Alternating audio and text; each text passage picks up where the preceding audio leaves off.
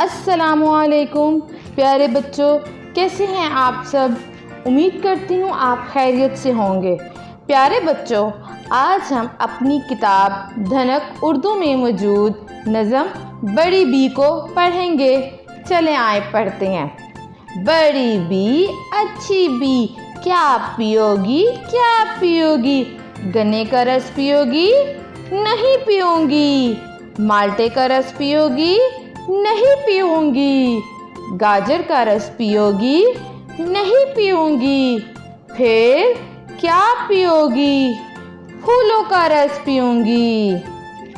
प्यारे बच्चों, मिलते हैं नए अनवान के साथ नेक्स्ट वीडियो में। अपना बहुत सा ख्याल रखिएगा। अल्लाह हाफ़िज़।